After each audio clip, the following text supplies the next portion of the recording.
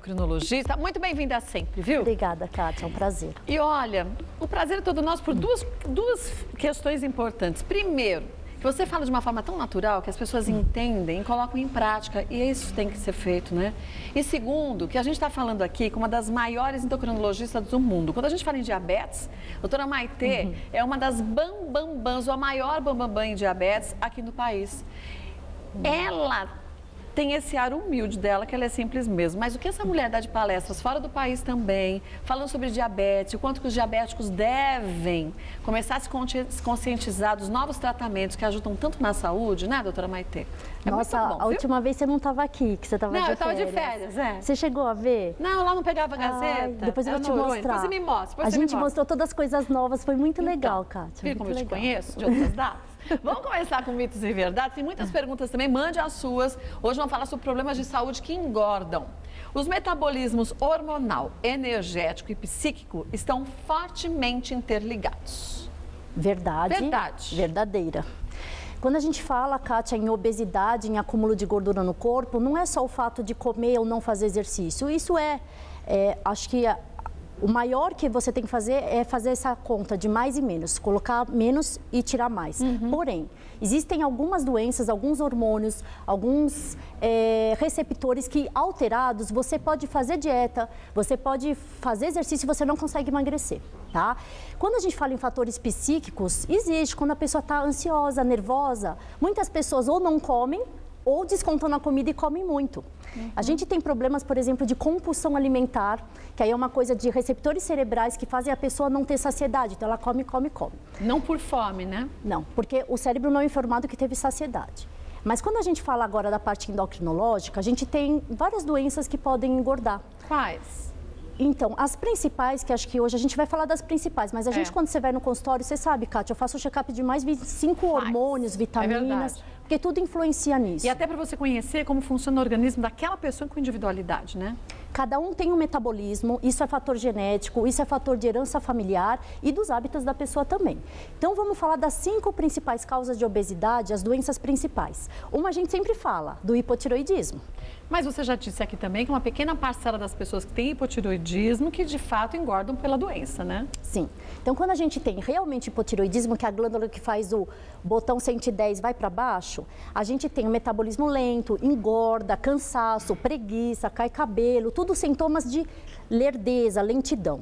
Então, isso faz engordar, mesmo que a pessoa faça dieta e exercício. Se a gente não tem uma tireoide controlada, o teu metabolismo fica ruim. Outra coisa que muitas pessoas não sabem, tireoide descontrolada não pode ser feito cirurgia. Ah, não? Por quê? Porque o hipotiroidismo pode dar efeitos numa anestesia. Então, é muito importante, quem tem hipotiroidismo vai fazer uma cirurgia, tem que fazer o controle da tireoide muito bem feito. Outra coisa é a gente falar do diabetes. O diabetes com resistência insulínica, que geralmente é o tipo 2, o diabético obeso, a insulina é o hormônio que é produzido no pâncreas, que é uma chave que vai lá na célula, Kátia, abre para o açúcar entrar. Se a pessoa tem resistência, a célula não abre, a insulina fica circulando no sangue. Ela não entra na célula e fica em excesso no sangue. E ela engorda. E ela é anabólico.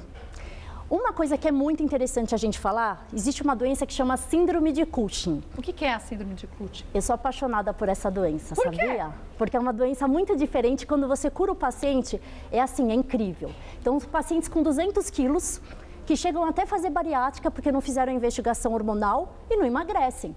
Mas o que é Aí eles essa vêm doença? para o hospital, eu venho descobrir o que aconteceu.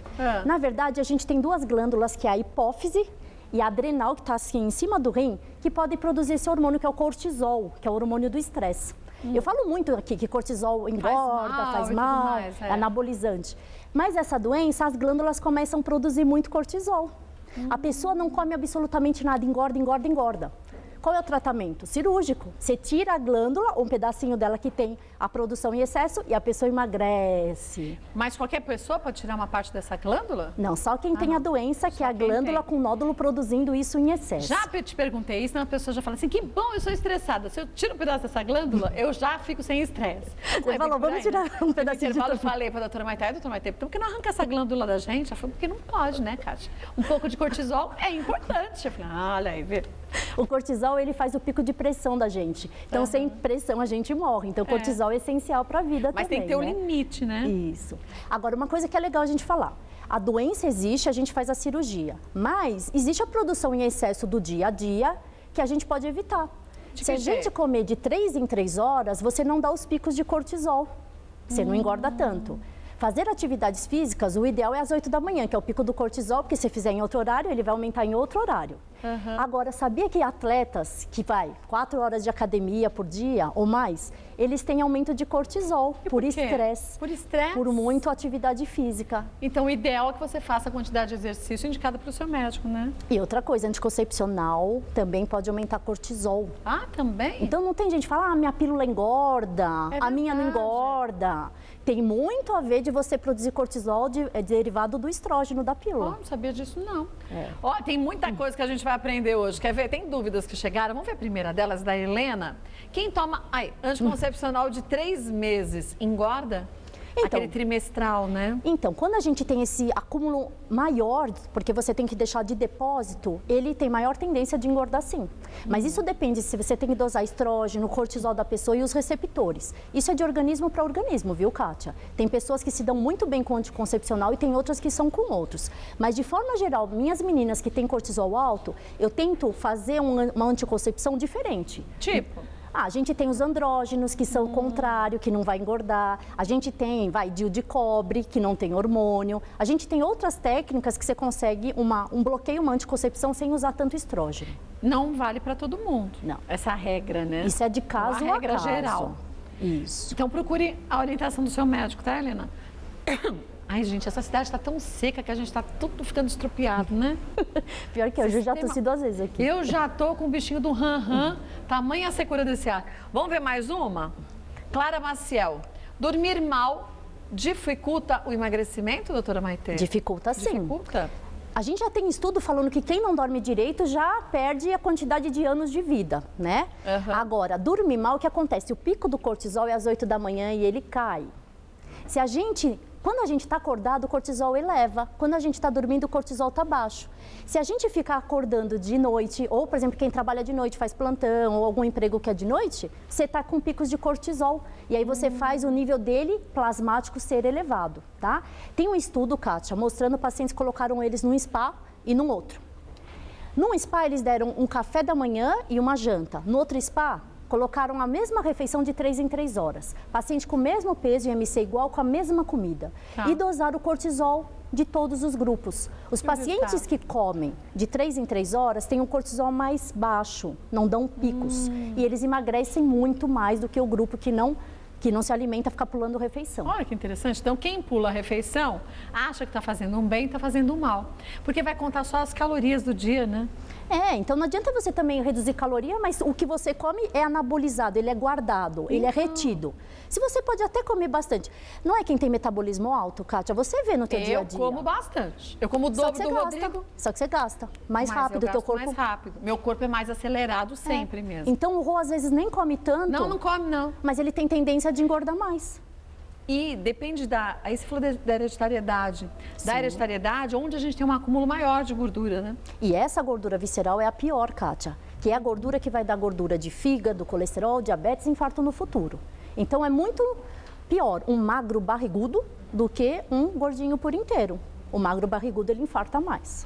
E, gente, pode ser magro, tá dentro do IMC correto, pesa, tá tudo direitinho, mas aquele acúmulo de gordura vai acabar com a saúde, né? Um beijo pra você, viu, Clara? Tem mais uma pergunta? Vamos ver mais uma? É da Tatiane Gomes. É verdade que a partir dos 30 anos, as mulheres têm facilidade para engordar e dificuldade para emagrecer? Por quê? Isso é muito verdade, tá? O metabolismo da gente vai caindo. A partir dos 30 anos, cada 5 anos que passam, você engorda 1 quilo automaticamente, mais ou menos. Isso é uma média. Você mantendo tudo que você sempre fez. Por quê? Porque a célula, a gente está ficando velha, está cansada, chama apoptose celular. E a gente não tem como trabalhar tão rápido como... A gente fazer uma dieta, Kátia, com 15 anos é diferente de fazer com 50, 60 anos. Ah, tem que ser, né? Porque o corpo está num outro processo diferente, né? Por isso, quando a gente faz um tratamento nessa idade, não é só inibidor de apetite. A gente tem que acelerar o metabolismo dessa pessoa. E pode ser de uma forma natural também, né?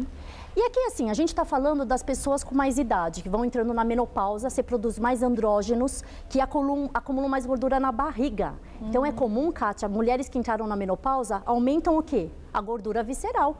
Dá para tratar isso muito? E falando agora nessa parte de fertilidade, de menopausa, uma coisa que acontece muito, e eu não vejo que as mães se preocupam tanto, é a síndrome do ovário policístico. Então, a menina, quando tem a primeira menstruação, se essa menina tem muita espinha no rosto, pelinhos no corpo, gordurinha na barriga e a menstruação está falhando, você tem que pensar em síndrome do ovário policístico, que é uma doença que engorda, aumenta a testosterona, aumenta a insulina e acúmulo de gordura. E você acha que é normal da adolescência, né? Agora, uma coisa que confunde muito. O nome que é estranho, Kátia, síndrome do ovário policístico. Sabe o que vem na nossa cabeça? Que tem que ter cisto no ovário. Não tem nada a ver, né? Não tem por quê. Você tem que ter 3 critérios, você tendo 2, você já fecha. Quais são? Um deles é ter cisto no ovário. Mas você tem que ter sinal de surtismo, androgenismo, que é essas coisas que eu falei. Oleosidade, acne, queda de cabelo, pelinhos. E você tem também essa irregularidade da menstruação, que pode vir de 3 em 3 meses, pode demorar 6 meses. Então, essa irregularidade é que caracteriza o ovário não estar funcionando. Tá? E isso pode acometer a mulher em qualquer fase da vida, mas as adolescentes mais ainda, né? Que é onde começa o estrógeno a funcionar, mas é na fase de fertilidade que isso acontece. Aliás, você que está tentando engravidar e não consegue, se você dosar a tua testosterona e ela estiver alta, que é a síndrome do ovário policístico, Kátia, você abaixando ela, o ovário começa a funcionar melhor. Você engravida, né? Engravida mais fácil. Que bom. Então, a gente nem pensa nisso, mas tratar as meninas nessa fase é tratar de uma fertilidade no futuro. É evitar um problema de infertilidade, né? Vamos para mais um mito agora? Ó, um beijo para você, viu, Tati? O intestino é um órgão de controle do organismo. Sim, verdade. Então, o intestino é o local onde a gente tem absorção de várias vitaminas e também, junto com o pâncreas, é onde liberam-se várias enzimas para triturar os alimentos. Então, por exemplo, Kátia, se a gente tem um paciente com intolerância a glúten ou intolerância à lactose, as pessoas pensam mais o quê? Ah, abdômen distende, flatulências, tem diarreia. Mas ninguém está pensando que se a mucosa do intestino não está boa... Você está irritada, né? Ela não absorve alimento. Você começa a ter imunidade baixa, você começa a engordar porque você não tem todas as funções enzimáticas e hormonais funcionando corretamente. Você tem aquele cansaço. Existem casos de osteoporose, não porque está na menopausa, mas porque não tem uma absorção intestinal importante. Olha. Então, o intestino é um órgão-alvo para a gente cuidar da obesidade e também do metabolismo. Tem muitos médicos que dizem que é o nosso segundo cérebro, né? Quer dizer, se a gente não tem um equilíbrio intestinal, a gente não tem uma boa saúde. E as pessoas acham que é normal ter prisão de ventre. Ah, toda mulher tem, então isso é normal. Isso já é um sinal que o intestino não está funcionando da forma correta, né? Sim, muita gente tem constipação e não trata ou acha que isso é normal. Inclusive, a constipação pode prejudicar o emagrecimento. Então, a gente tem que ter os lactobacilos funcionando tudo corretamente. Tem uma coisa legal. O quê? No intestino delgado, existe um peptídeo que chama o IGLP-1, que agora a gente tem até remédio estimulando, que é o hormônio da saciedade. Então, olha que interessante. Quando a gente come, começa a mastigar, o alimento está na boca. Demora 30 minutos para vir até aqui, ativa o GLP-1. Essa informação vai para o cérebro e fala, para de comer que você já comeu. 30 minutos demora? Por isso que não é para ficar comendo esganado, compulsivo, comer tudo de uma vez. A gente às vezes almoça em 10 minutos. Comer lentamente, não beber água na refeição, primeiro o prato de salada que vai já estimulando, descer essas enzimas, do que comer tudo rápido de uma vez. Às vezes tem pessoas que comem pouco, mas elas pulam muito refeição e comem tudo muito rápido. E o não mastigar direito também dificulta no emagrecimento? Dificulta porque você não tritura corretamente os alimentos e você não mastigar direito, você faz um bolo alimentar maior. A digestão é muito mais lenta, né? Lenta, o estômago dilata. O que vai acontecer na próxima refeição, para você ter saciedade, você vai ter que comer mais. Se não teu estômago, imagine, o tamanho é assim. Você dilatou ele, porque você fica comendo todo dia um pouco a mais. O que acontece? Grande. Da próxima vez que você comer um pouquinho, não vai dar saciedade. Você tem que comer cada vez mais. E isso leva à obesidade. Vamos para mais uma pergunta agora? Vamos ver de quem é? Da Daiane Lemos. Comer bebendo água ou outro líquido qualquer engorda? Engorda por causa disso, não que o líquido engorda, a água não engorda, né? Mas se você colocar água junto com o alimento, você não vai ativar a informação para o cérebro de saciedade. Porque se você está comendo e o líquido está empurrando, você não faz o bolo para ativar o peptídeo. Então, a gente recomenda tomar água, meia hora antes ou meia hora depois, fora do espaço que você está fazendo o bolo alimentar. E quando a gente toma muito líquido, a digestão também é prejudicada, né? Porque você vai precisar de uma quantidade muito maior de bilis para você conseguir dissolver, vamos dizer assim, esses alimentos, né? Exatamente, você prejudica a absorção dos nutrientes. Então, é um problema sério, viu, Daiane? Então, se você bebe muita água, muito líquido, refrigerante, então, porque tem um raio do gás, né? Se só água e um líquido qualquer simples já dilata o estômago, o gás, então, uma coisa absurda. E refrigerante tem muito sódio, ele incha a pessoa, ele dá celulite, ele engorda também nesse sentido de inchar, de reter líquido. E parece, Kátia, tem até estudo mostrando que pessoas que são compulsivas é que vão mais para o refrigerante. Sabe, de beber 1, 2, 3 litros de Coca-Cola, de Guaraná, qualquer refrigerante que a gente tenha. Mas tem estudos mostrando compulsão alimentar vinculada ao uso de refrigerante. Mas também vou te dizer uma coisa, refrigerante é meio uma coisa viciante, pelo menos para mim. Se eu fico um tempão sem tomar, me dá nem vontade de tomar. Toma um golinho, você já fica depois, ai que calor, aquele refrigerante ia cair bem agora. Então, se você não tem em casa e você não toma, você acaba perdendo essa mania, esse vício, né? E tem uma coisa, tem gente que tem refluxo, sabe aquela sensação de que volta? Tem hérnia de hiato e usa refrigerante para dar aquela... Ai, parece que eu tomei refrigerante e fiquei melhor. Aliviar. Mas não é um falso alívio? Falso alívio, porque dá aquele volta, regurgitação. Mas isso, na verdade, começa a prejudicar mais ainda. Então, assim, tomar muito cuidado. Tem muitos pacientes, eu tomo um gole de refrigerante e melhora. Isso vai piorando ao longo do tempo. Outra coisa, água com gás. É prejudicial tanto quanto o refrigerante? Não. Não? Não. Então, a gente tem o gás, que pode virar sódio, mas o que acontece no refrigerante, a gente tem a quantidade de açúcar e outros componentes que são o quê? Calóricos. A água não é calórica. Então, desde que você tome com moderação, isso não é prejudicial. Quer dizer, aliás, 300 ml, assim? Eu até gosto, sabe por quê? Porque parece que a água com gás dá mais saciedade. É verdade, a pessoa fica mais satisfeita. Também, exatamente. Né? Mas não fica tomando não sei quantos litros, né? Um pouquinho pode. Agora, refrigerante diet, às vezes a gente acha que como não tem calorias, pode ser consumido. Mas tem um limite de adoçante que a gente pode também consumir durante o dia inteiro, as 24 horas, vamos chamar assim. Senão isso também começa a ser prejudicial e engorda, né? A gente acha que diet pode ir à vontade. Não. Por exemplo, como você falou, Kátia, adoçante. Quanto que é o limite permitido? A gente sabe que o ciclamato é o pior, sucralose é um dos melhores, existem outros. Mas quanto que eu posso usar por dia? Mais ou menos 18 saquinhos por dia 18? Ou 45 gotinhas por dia. Tá? É bastante, né? É bastante. Mas por incrível que pareça, tem pessoas que passam desse limite. Vai tomar café? 18 saquinhos? Kátia, faz assim, ó, espirra, nem conta gota. Você já viu pessoa que faz isso? No suco espirra o adoçante. É verdade, isso existe. Então, tem gente que gosta de coisa muito doce, coloca adoçante em tudo. Então, tem um limite para isso. E principalmente quem tem já algum problema de saúde, né? E principalmente crianças, porque o adoçante errado pode prejudicar a cartilagem epifisária. Sabia que atrasa o crescimento. É mesmo? É. De criança que toma muito adoçante? É. E a sucralose foi o comprovado que não faz mal para as crianças. Então, sucralose pode. Então, não é qualquer coisa diet light que pode dar para as crianças. Tem que observar isso. Tem que ler na embalagem também. Um beijo para você, viu, Daiana? Vamos ver mais um? Vamos ver se é a dúvida da Flávia Caroline. Por que a tireoide mexe com o metabolismo e faz as pessoas engordar tão rapidamente? Porque a tireoide, ela não mexe com uma coisa, ela mexe com o corpo inteiro.